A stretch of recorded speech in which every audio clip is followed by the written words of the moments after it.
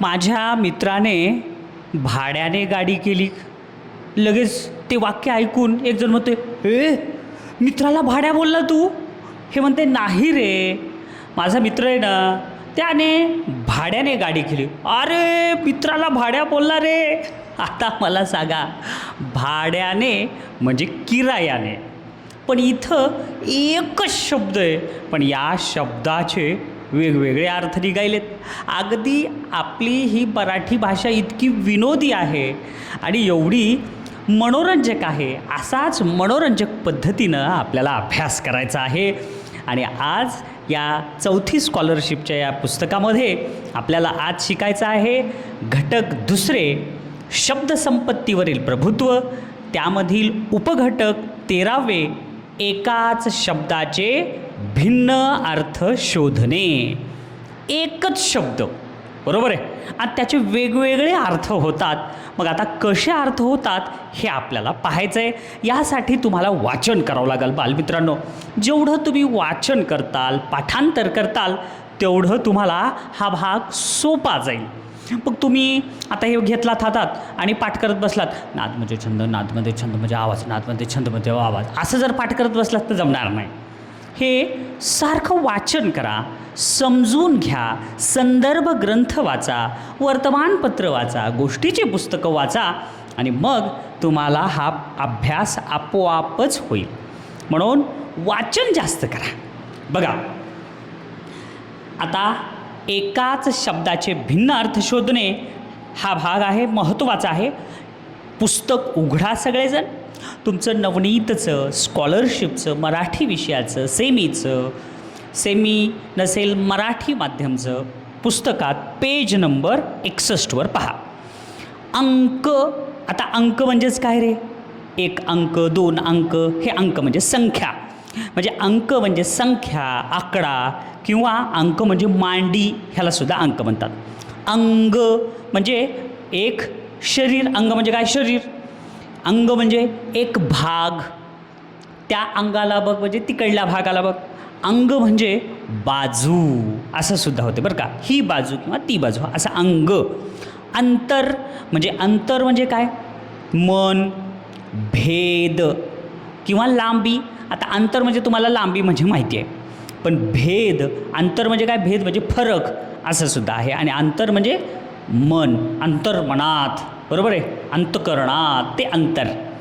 अंबर म्हणजे आकाश किंवा वस्त्र.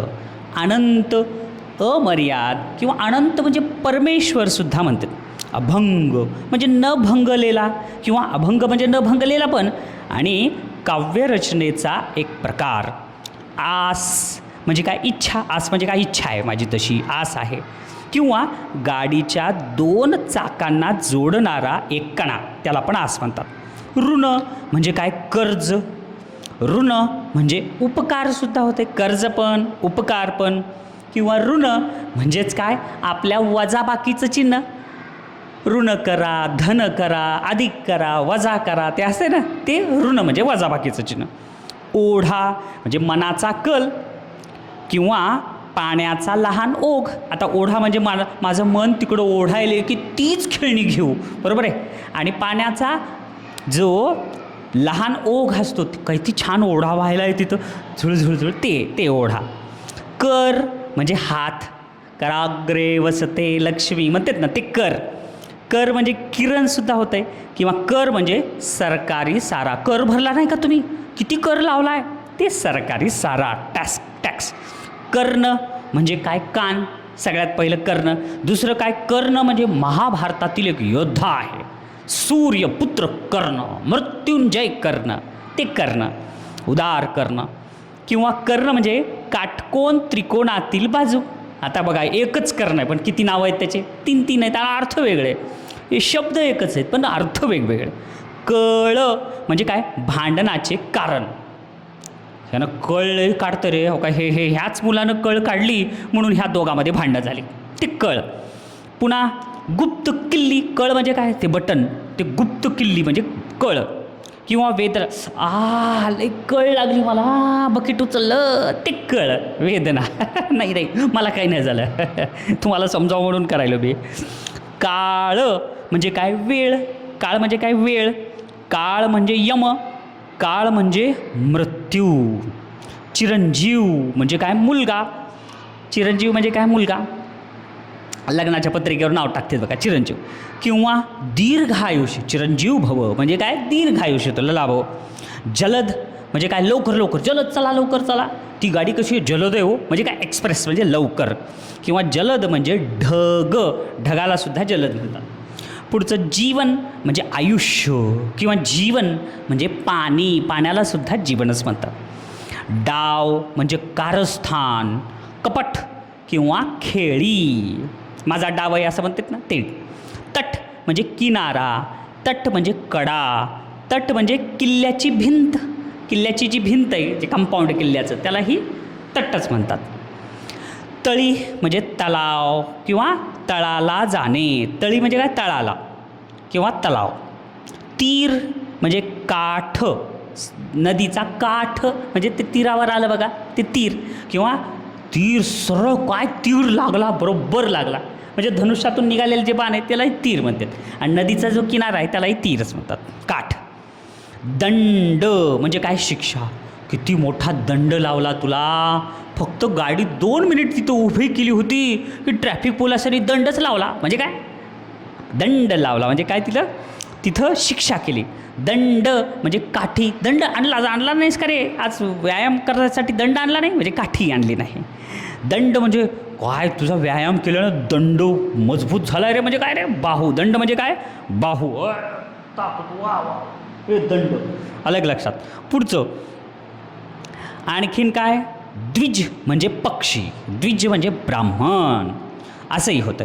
धड म्हणजे माने खालचा शरीराचा भाग.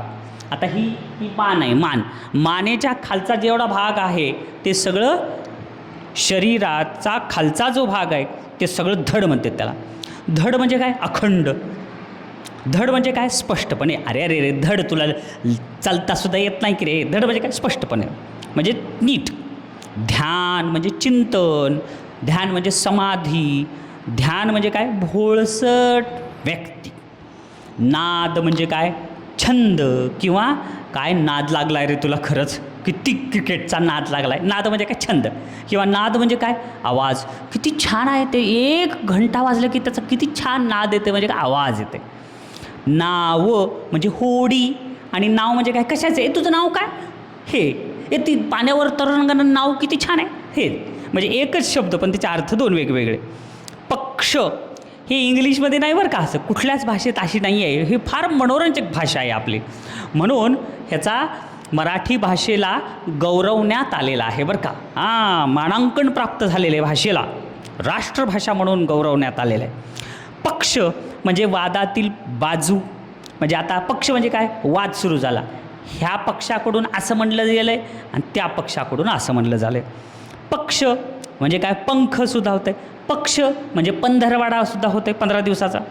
पक्ष म्हणजे काय राजकीय संघटना, अमुक अमुक पक्ष, तमुक तमुक पक्ष, हमारी मागे पुरी करो वरना कुर्सी खाली करो असे म्हणणारे पक्ष असतात ते. पय म्हणजे पाणी, पय म्हणजे दूध. पर म्हणजे परका, पर म्हणजे पीस. पात्र म्हणजे काय भांडे, पात्र म्हणजे भांड, पात्र आणा बरं लवकर, ते भांडे आणा, दूध घ्यायचं आहे पात्र आणा. पात्र म्हणजे काय नदीचं पात्र, बरोबर आहे. पात्र म्हणजे काय नाटकातील पात्र. आता समजा नाटक आहे, ते पात्र फारच छान होतं बघा, त्यानं किती छान ॲक्टिंग केली. आणि पात्र म्हणजे काय नदीचं पूर्ण पाणी उन्हाळ्यात आटून जातं आहे आणि नदी कोरडी दिसते, काय पात्र सगळं रिकामं झालं, बरोबर ते पात्र. पुन्हा अजून पात्र म्हणजे काय कारणीभूत, पुन्हा योग्य, बरोबर असं. त्याच्यानंतर पुढचं पार म्हणजे पलीकडं. पार म्हणजे वडाच्या भोवतालचा भाग.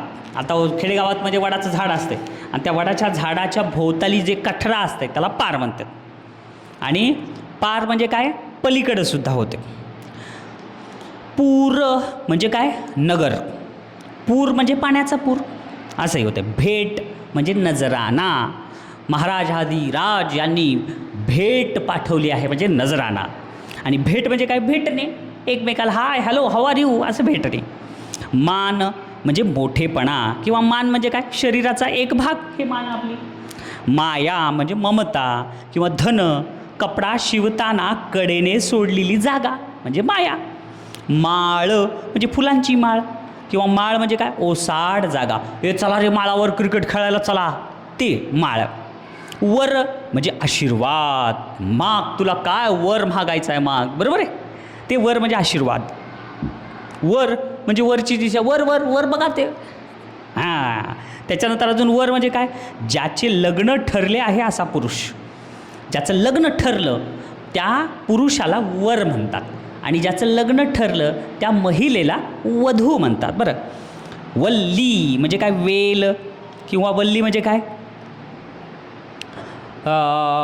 वेल किंवा स्वच्छंदी माणूस, वल्ली. वाणी म्हणजे उद्गार. व्यापारी, वाणी म्हणजे काय, एक व्यापारी, ते दुकानदार, ते वाण्याच्या दुकानी जाणं, ते घेऊन ये असं म्हणतात ना, ते वाणी. किंवा काय वाणी रे तुझी, काय उद्गार छान काढलास तू. वाणी म्हणजे काय, एक सरपटणारा किडासुद्धा होतो. वात म्हणजे वारा, विकार किंवा दिव्याची वात. दिव्याची वात शांत व्हायली, पटकन तेल टाका तेल टाका असं म्हणतात ना, ते वात. पुन्हा वारी म्हणजे पाणी, वारी म्हणजे पाणीसुद्धा होते. वारी म्हणजे यात्रा, चला चला वारी निघाली, यात्रा निघाली. वारी म्हणजे नियमित फेरीसुद्धा होते. वाली म्हणजे काय, रक्षणकर्ता.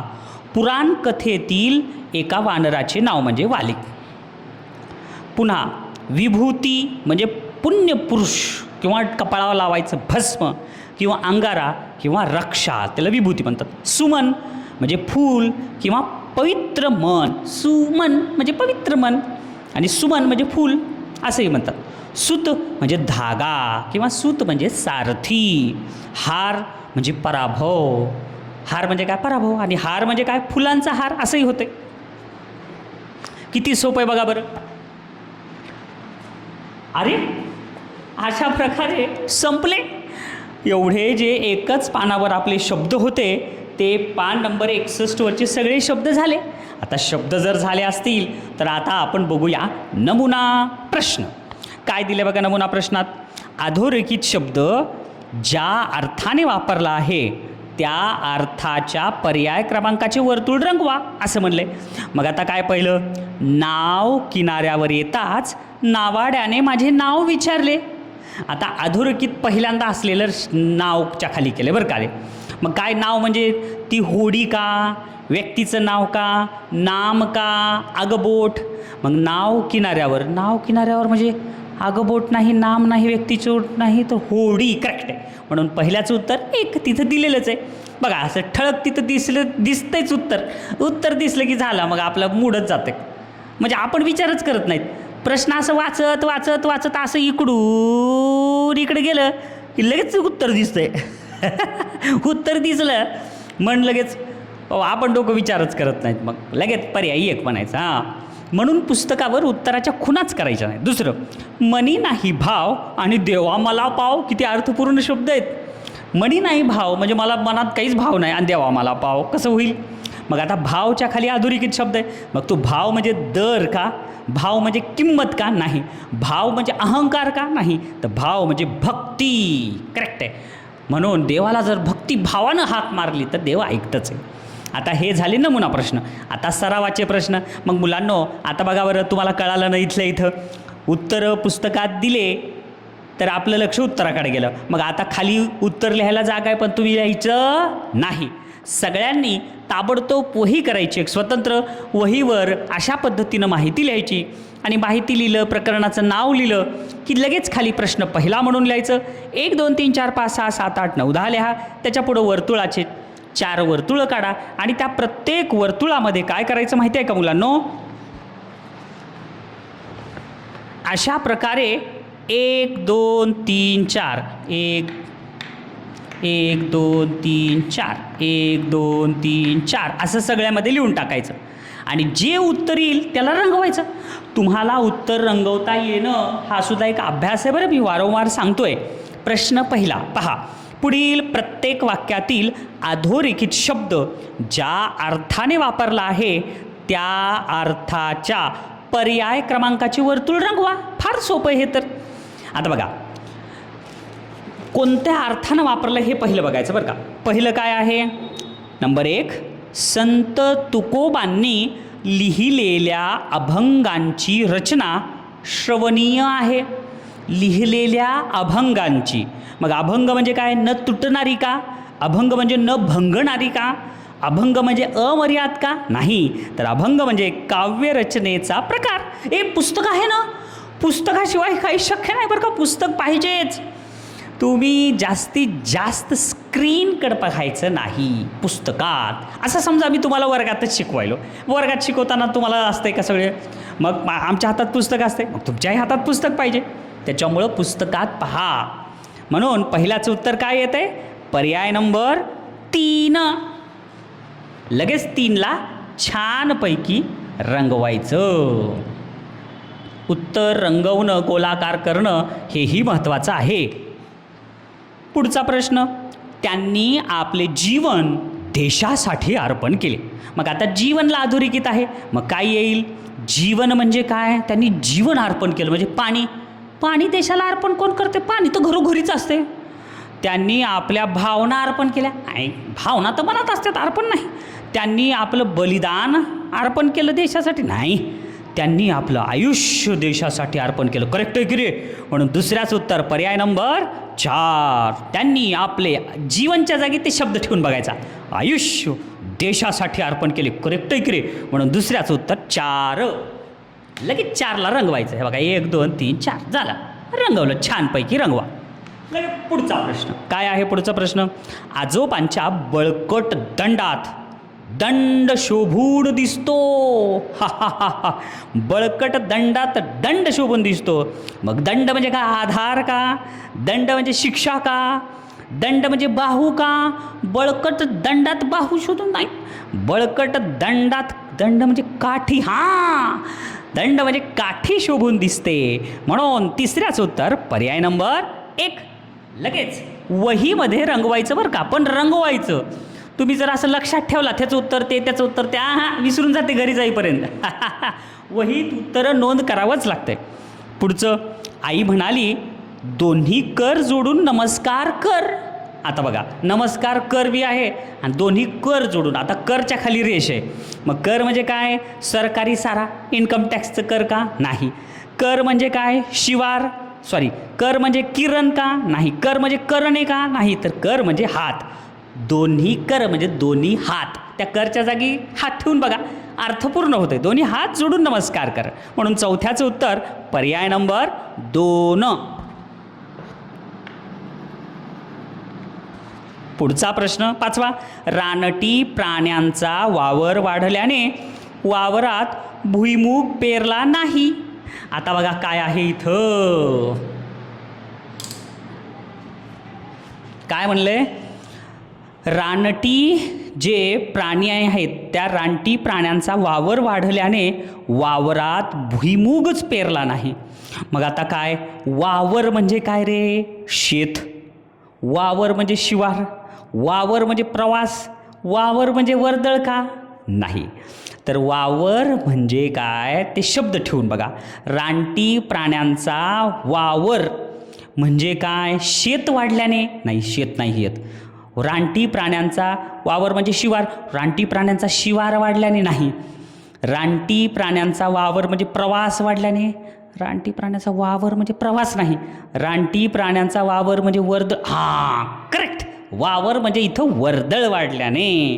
म्हणून 5व्याचं उत्तर पर्याय नंबर 4. झालं. पुढचा प्रश्न काय आहे? कर्कोचाने कोल्ह्याची पुरी खोड मोडली. आता कर्कोचा पक्षी आहे, त्या पक्षानं कोल्ह्याची पुरी खोड मोडली. खोड म्हणजे काय रे? आज्ञा मोडली का? खोडून टाकलं का? झाडाचा बुंधा मोडला का? नाही. तर खोड म्हणजे काय? वाईट सवय. म्हणून 6व्याचं उत्तर पर्याय 1. 7वं, वाचनाचा नाद असणाऱ्यांच्या कानावर दुसरा कोणताच नाद पडत नाही. म्हणजे वाचनाचा नाद, नादाच्या जागी काय? आवाज. वाचनाचा आवाज नाही, वाचनाचा आवाज नसते. वाचनाचा ध्वनी नाही, वाचनाचा श्रोता नाही, तर वाचनाचा छंद नादच्या जागी छंद ठेवलं की अर्थ पूर्ण होते. वाचनाचा छंद असणाऱ्यांच्या कानावर दुसरा कोणताच नाद पडत नाही, म्हणून 7व्याचं उत्तर पर्याय 3.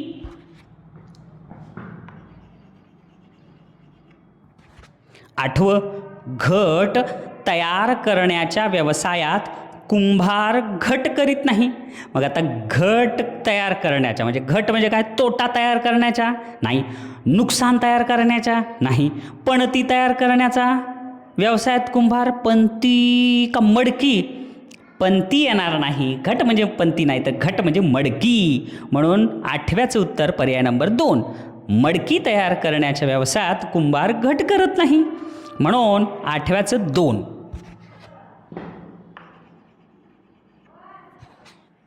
पुढचं 9वं, दशावतारातील रावणाचे पात्र करण्यास तो पात्रच आहे.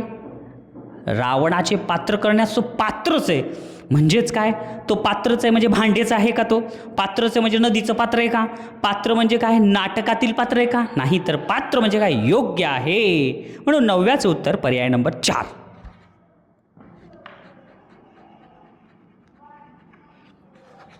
10वं, थोर विभूती कपाळाला विभूती लावत नाहीत. थोर विभूती कपाळाला विभूत लावत नाहीत म्हणजेच काय रे, पुण्यपुरुष लावत नाहीत, महात्मा लावत नाहीत, मोठेपणा लावत नाहीत, काय येईल भस्म. काय, थोर विभूती कपाळाला भस्म लावत नाहीत, म्हणून 10व्याचं उत्तर पर्याय नंबर 1.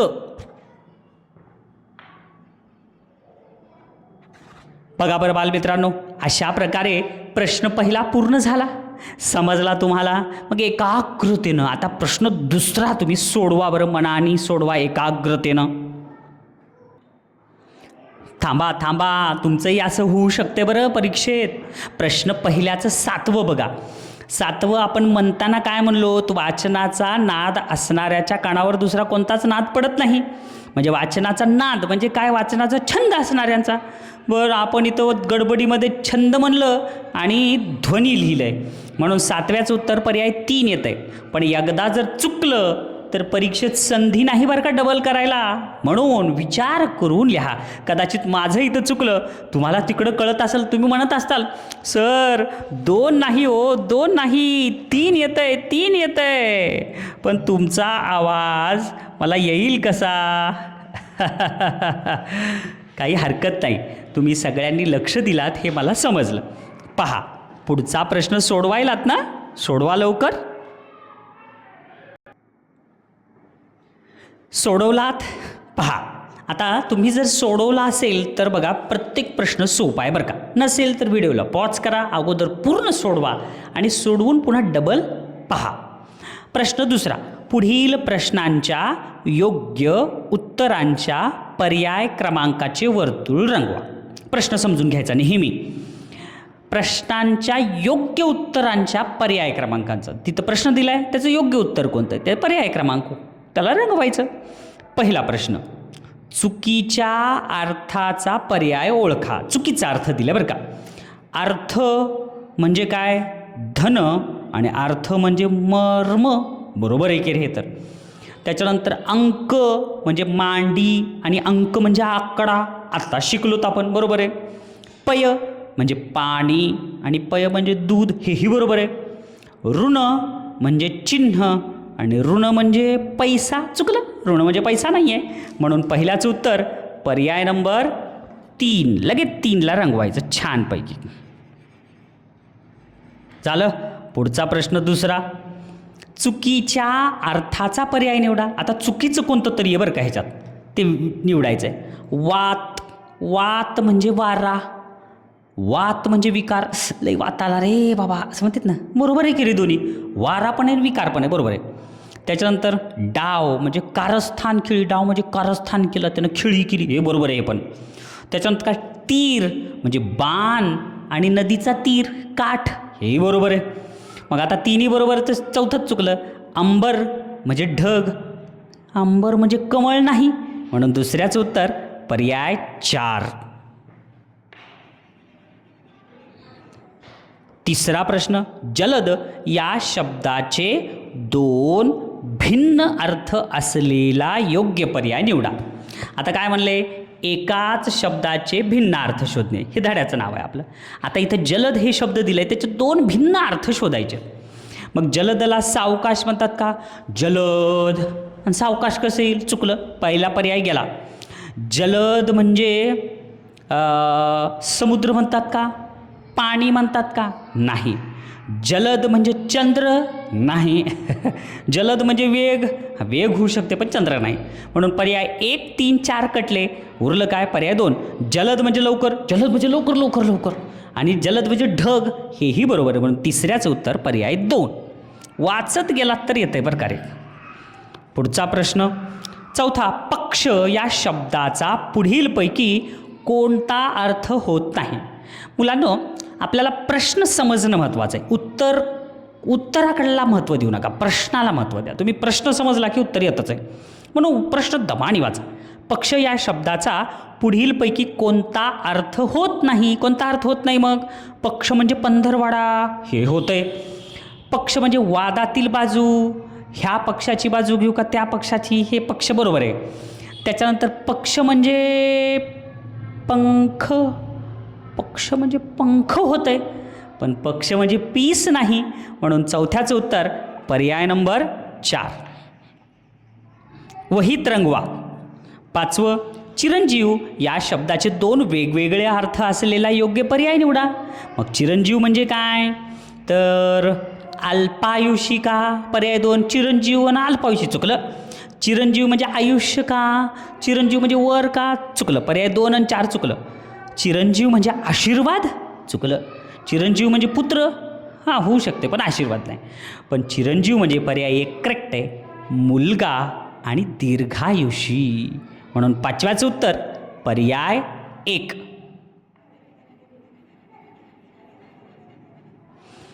6वं बघा. दिलेले दोन्ही अर्थ बरोबर असणारा पर्याय निवडा.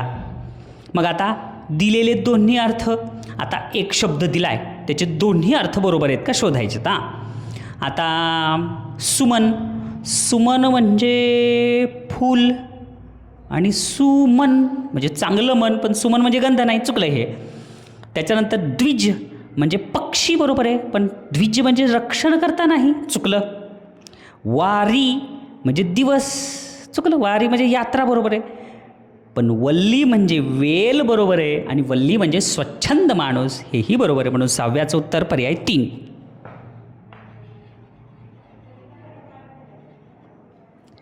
7वं कोल्हापूर. कोल्हापूरला गेल्या वर्षी मोठा पूर आला होता, हे वाक्य आहे. आणि काय, या वाक्यातील अधोरेखित केलेल्या पूर या शब्दाचा अर्थ कोणता? आता कोल्हापूरमधल्या पूरला अधोरेखित केलं आहे.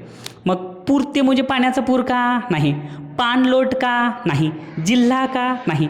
तर नगर, कोल्हापूर म्हणजे कोल्हा नगर, आलं का लक्षात? तसं म्हणून 7व्याचं उत्तर येते पर्याय नंबर 4. कोल्हापूरचं पूर म्हणजे नगर, 7व्याचं 4. व्यवस्थित वहीत रंगवा. 8वा प्रश्न. चुकीच्या अर्थाचा पर्याय निवडा म्हणले. चुकीच्या अर्थाचा. काळ म्हणजे यम आणि वेळ, हे बरोबर आहे. काळ म्हणजे यम आणि वेळ, बरोबर आहे.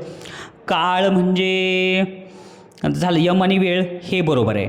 पुन्हा तट म्हणजे किनारा, तट म्हणजे कडा, बरोबर आहे.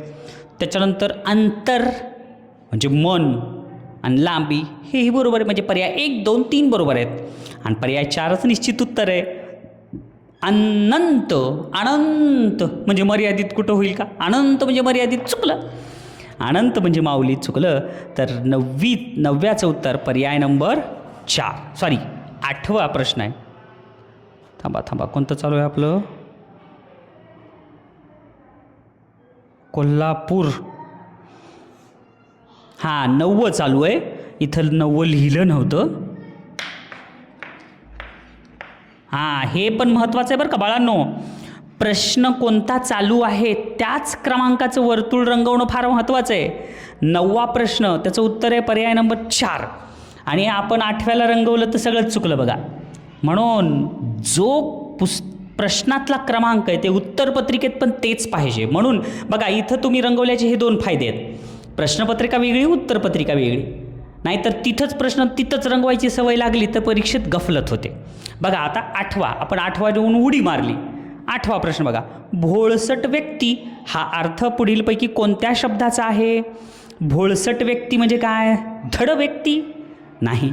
ध्यान, विभूती, कर्ण हा अर्थ पुढीलपैकी कोणत्या शब्दाचा आहे? भोळसट व्यक्ती म्हणजे काय? ध्यान. ते ध्यान जरा वेगळंच आहे म्हणतात ना असं. ते म्हणजे काय? भोळसट व्यक्ती. म्हणून 8व्याच उत्तर येते पर्याय नंबर 2. व्यवस्थित रंगवल्यामुळं तुमचं छान रंगवायचा सराव होतो. अरे अशा प्रकारे आपले 9 प्रश्न झाले आणि ह्या 9 प्रश्नानंतर प्रकरण पण संपलं. मग हे प्रकरण फार फार मनोरंजनात्मक आहे अशा दृष्टीनं तुम्ही पहा. तुम्हीच विचार करा. मला सांगा, कर्ण म्हणजे काय होतं रे? कर्ण म्हणजे कान. कर्ण म्हणजे काटकोन, त्रिकोणामधल्या काटकोनाच्या समोरची बाजू, त्यालाही कर्ण म्हणतात. कर्ण म्हणजे महाभारतातला योद्धा, त्यालाही कर्ण म्हणतात. आहे की नाही मजेदार? मग काही अवघड काहीच नाही. मग जर अवघड काहीच नसेल तर तुम्ही हा प्रकरणाचा भाग एक मनोरंजक पद्धतीनं करा. नवीन काहीतरी आपल्याला शिकायला मिळालं आहे असं समजून करा आणि छानपैकी अभ्यास करून परीक्षेत यावर जर प्रश्न आले तर निश्चित यश मिळवा. तुम्ही छानपैकी अभ्यास केलात त्याबद्दल धन्यवाद.